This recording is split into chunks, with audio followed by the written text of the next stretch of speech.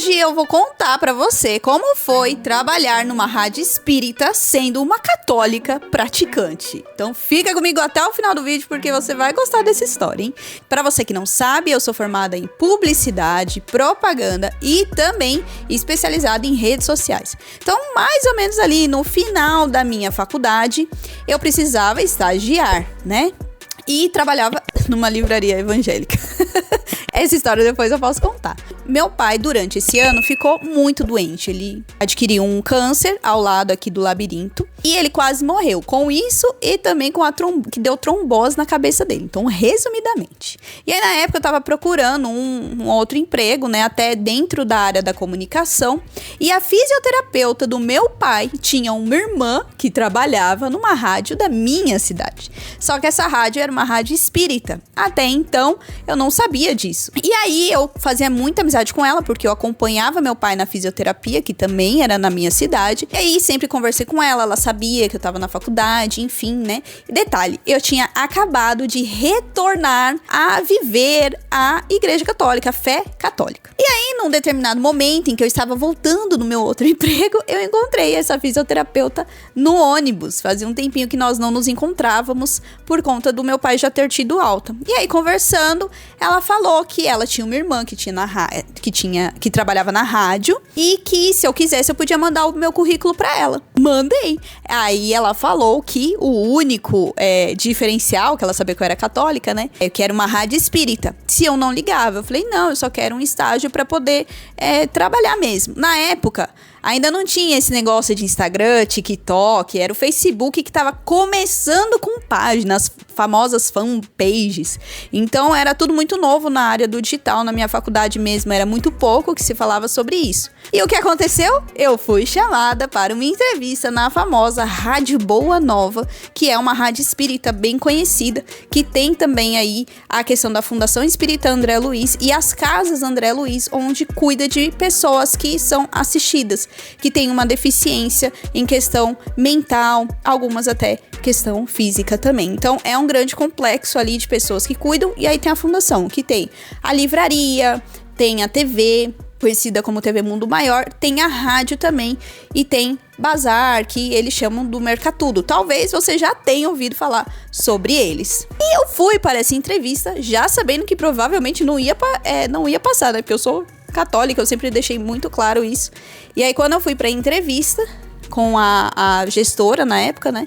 Na realidade, a coordenadora, aquela que ia me coordenar, ela falou que tinha gostado muito de mim, principalmente porque eu estava querendo estagiar e que eu ia conversar com a responsável pelo setor de coordenação de produção. Um pequeno detalhe, eu tinha apenas 19 anos, eu estava no meu segundo ano de faculdade, o meu foi tecnológico, né? Faltavam uns 6, 7 meses para eu acabar e eu estava a ponto de desistir da faculdade porque eu sempre detestei publicidade. Mas isso é ponto para outra história. E aí, quando eu fui conversar com essa coordenadora, né, da produção, detalhe, eu sempre sonhei em trabalhar em 3 lugares: livraria, rádio e televisão. Eu trabalhei na livraria, trabalhei na rádio, falta na televisão. Mas agora tem o canal do YouTube aqui, né? E aí, quando eu fui conversar com a coordenadora, ela gostou muito de mim, mas ela ainda fez um adendo. Ela é a famosa Dona Gil, que eu tenho um grande carinho por ela. E aí ela falou: olha, nós não costumamos contratar pessoas católicas, até porque, né, gente, conteúdo totalmente espírita. Mas eu quero ver o que a espiritualidade tem para nos trazer com você aqui. E assim eu comecei como estagiária, eu fui a primeira que cuidou das redes sociais da Rádio Boa Nova, acredite. Nós tínhamos na época 2.000 pessoas e quando eu saí nós chegamos a 70 mil seguidores na página do Facebook. Depois começou com essa era de outras redes sociais, né? Então eu peguei muito no comecinho. E aí comecei a trabalhar na rádio, eu fiquei muito feliz porque era uma rádio, apesar de ser rádio espírita, era uma rádio, eu precisava trabalhar, precisava ganhar mais e trabalhar na minha área. Então, ter trabalhado na rádio me ajudou muito a decidir que a comunicação era o meu lugar, né? Meu pai ainda estava em recuperação. Na época, eu comecei a coordenar a comunicação na minha cidade, dentro da Renovação Carismática, que não tinha também, né? Na época, o coordenador, que era o João Carlos, a quem eu tenho um enorme carinho, mas que já não está mais entre nós, ele me chamou, né, pra coordenar. Na época eu pensei que era pra eu trabalhar lá de forma remunerada, e não era. Era pra eu ser uma serva de Deus, né? Até porque eu não era, não coordenava nada no grupo de oração, nem servia no meu grupo de oração, só participava. E dentro das regras da renovação, para você ir para um nível diocesano, nível cidade, você precisa servir no seu grupo de oração. Então, na época, ele pulou as fases porque ele falou que o Espírito Santo pedia isso para ele, que eu estivesse lá. Então, cuidei da parte da comunicação, e nesse período, como eu tava muito firme na Renovação Carismática, eu fiquei na rádio uns 4 anos, mais ou menos. Comecei como estagiária e saí de lá como assistente do departamento artístico. Me ajudou muito nesse período. E lá eu tinha as minhas dúvidas, né? Apesar das pessoas lá serem maravilhosas, elas nunca atacaram a minha fé. Sempre que eu conversava com elas sobre fé, quando surgia, era um diálogo muito respeitoso. É óbvio que como eu preparava conteúdo para as redes sociais, eu olhava tudo aquilo que eu tava aprendendo deles e pensava, meu Deus, isso não tem nada a ver com o que eu prego. Eu ia pra missa, eu ia pros grupos de oração e me sentia o quê? Uma hipócrita, né? Porque eu comunicava uma coisa que eu não acreditava. E nunca acreditei, né? Eu falo que eu trabalhei lá e eu só fortaleci a minha fé. Então, nesse período, o que eu fazia? Aí eu vou contar alguns casos que aconteceram, casos fortes, hein? Durante todo o meu período de trabalho, eu usava um fonão bem grandão, eu vou ver se eu acho uma foto pra colocar aqui, um fonão. E ficava ouvindo a Canção Nova o tempo todo. Era Canção Nova todo o tempo. E toda quinta-feira a Canção Nova tem a devoção da adoração ao Santíssimo, né? Do Santíssimo Sacramento, da Eucaristia. E eu acompanhava. Até que eu era nova até nessa época lá na rádio. E aí, como eu era da Renovação Carismática, tinha momentos que eles iam fazendo adoração. O que eu fiz? Eu comecei a orar em línguas, mas eu não percebi que eu estava orando em línguas. Eu pensei que estava muito baixo dentro do meu coração, mas acho que foi tão forte aquela oração, né? Eu sempre pedia para Deus me fortalecer, porque eu não queria esmorecer na fé, eu não queria mudar de fé, eu acreditava na minha fé católica. E aí eu comecei a cantar, até a hora que a minha coordenadora na época falou, gente, tem alguém cantando aqui. E aí eu percebi que eu tava orando em línguas e parei. Mas por que eu tô dizendo isso? Porque ter acompanhado a Canção Nova durante todo esse período foi uma forma de fortalecer a minha fé e aprender. Então, conforme eu aprendia a religião deles, eu aprendia depois com a minha. Então, tudo que eles tinham, eu ia pesquisar na igreja, eu lia, ouvia muito a questão da Canção Nova. Esse foi um ponto, né? E lá eles tinham, pelo menos no período da manhã, não sei como tá hoje, né? Eles tinham um momento de preces deles. Então eles tinham um livrinho e faziam as orações lá. E eles me chamavam às vezes pra participar, né? Eu acho que eu participei algumas vezes, mas confesso que eu ficava bem incomodada. Porque quem participa de grupo de oração, renovação carismática, cura e libertação, já acha que vai aparecer, né, um monte de coisa lá. E aí todas as vezes que eu ia participar, eu ficava, meu Deus, não apareça nada, meu Deus, não apareça nada, porque eu não sei lidar, não tenho dom pra isso, meu dom é outro. E era sempre muito tranquilo, eles não faziam oração tipo, mesa branca, aparece espírito. Não era nada disso, era só a leitura. Normalmente era um livrinho que era o Evangelho segundo o Espiritismo. Então, enquanto eles falavam lá, eu só ficava na oração, só o tempo todo oração, Durante esse tempo, como eu falei, participava da renovação, coordenei a comunicação e muita gente começou a me questionar por que eu continuava na rádio. Foi aí que até um período que eu tava em dúvida da minha vocação e eu comecei a olhar e ver que eu tava comunicando uma coisa que eu não gostava. Isso sempre ficou muito forte no meu coração. Apesar de eu gostar muito deles, de eu aprender muito.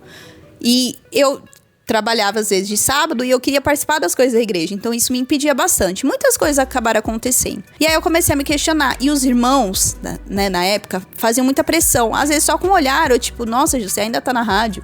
Porque eu fiquei lá quase 4 anos, né? E aí meu pai foi impedido de ter o benefício do INSS na época, porque lembra que ele ficou doente. Então, na minha casa, meus irmãos eram novos, só tinha eu e minha mãe que cuidava das contas de casa. Então, no período que eu pensei em sair da rádio, eu não consegui. E tinha que ficar me segurando. Só que tava virando um martírio pra mim, porque eu não queria mais, eu queria crescer ainda mais na parte da comunicação. Eu ouvia a Canção Nova, eu falava que eu queria estar lá na Canção Nova, porque eu queria comunicar aquilo que eu pregava. Então era uma dor muito profunda pra mim. Mas eu não falava isso pro pessoal da rádio, porque eles me tratavam tão bem. Isso ia machucar eles e era uma questão minha, né? Até que, como eu coordenava a renovação, eu precisava passar por orientação, por oração de cura e libertação, né? Porque você coordenar, você sofre muitas tentações, né? E aí, na época, quando eu fui pra uma das orações, eu não falava, né? Não comentei essas coisas com o pessoal lá do momento de oração, mas Deus revela, o Espírito Santo revela. E aí a coordenadora, na época do pessoal de cura e libertação, falou que Jesus estava revelando que eu queria sair do meu emprego e que sabia que ali estava difícil pra mim, porque eu me sentia como se eu estivesse sendo hipócrita. E o que aconteceu? Deus falou que ainda não era o momento para que eu saísse de lá, que eu esperasse, porque eu estava sendo luz naquele lugar. Então, muitas pessoas, não quer dizer que eles iam se converter, mas muitas pessoas estavam passando a enxergar a fé católica de uma forma diferente. Então, sim, tinha vezes que nós conversávamos sobre Eucaristia, eles tiravam dúvidas, né? Foi lá também que eu consegui realizar por meio do meu trabalho lá, né?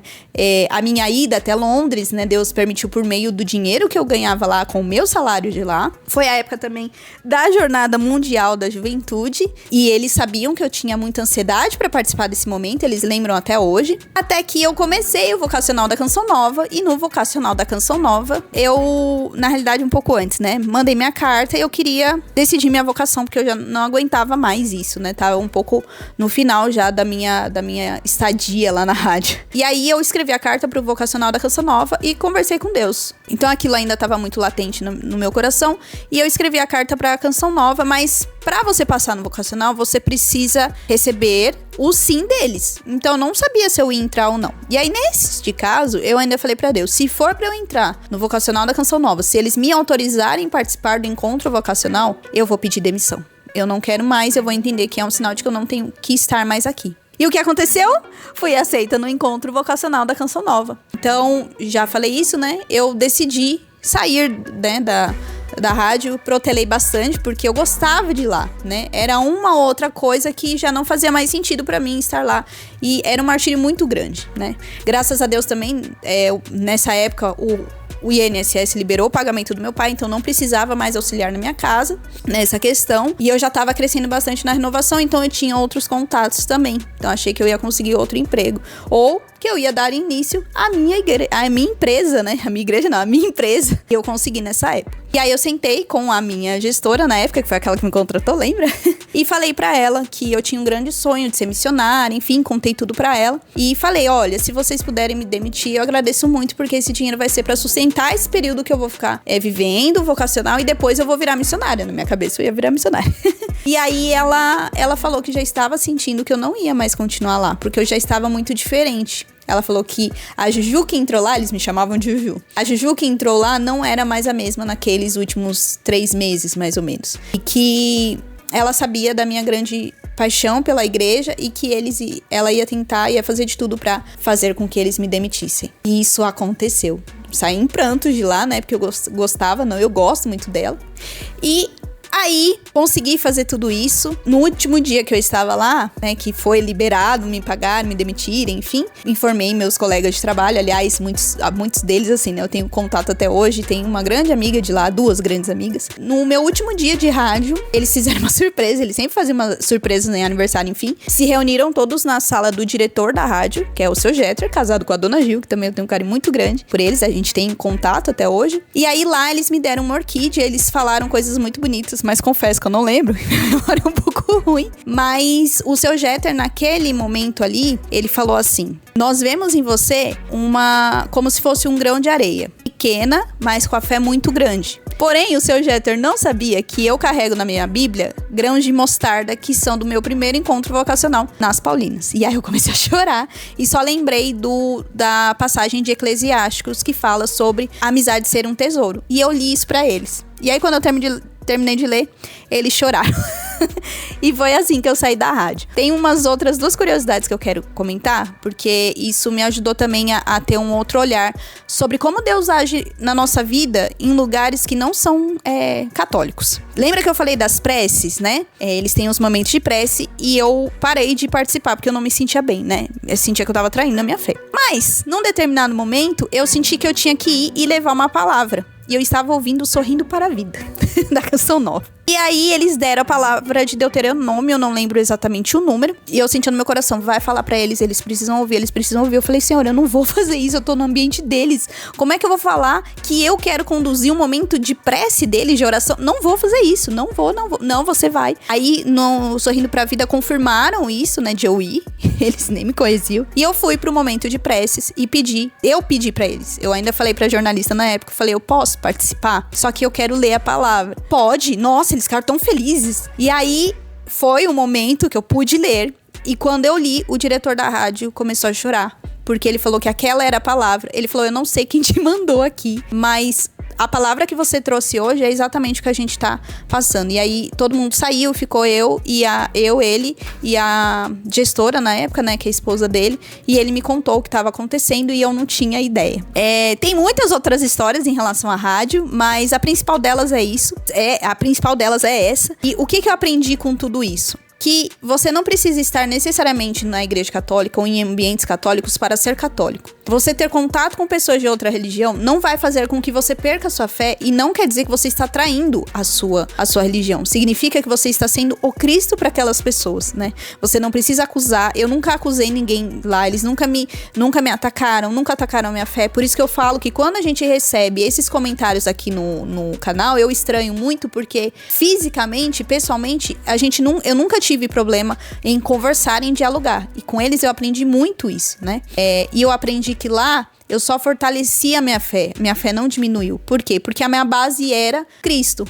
E a igreja, né? Sagrada Tradição e Magistério. Foi um longo aprendizado. Eu louvo e agradeço a Deus por tudo que eu passei na rádio. Foi eles que me formaram como comunicadora. Foi ali que Jesus confirmou a minha vocação de comunicação e que me fez participar de muitas coisas da igreja, apesar de, para muitos na época, ser contraditório. E falando em muitos na época, cuidado com as pessoas que te julgam, muitas vezes, por questões que a missão é Deus que te dá. Então, essa é a minha história profissional e de fé, né? Que eu tenho muito carinho de compartilhar com vocês.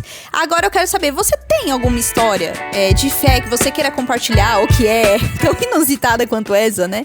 Deixa aqui nos comentários, porque a gente pode até fazer um vídeo contando a sua história aqui. Histórias falam muito, principalmente a sua história de conversão, porque pode ensinar muitas pessoas e alcançar outras que também precisam encontrar o Cristo, tá bom? Então não esquece de dar o meu joinha neste vídeo, se inscrever no canal e ativar o seu sininho, porque está vindo muitos outros tipos de conteúdo por aí, tá bom? Então é isso, até o próximo vídeo. Tchau!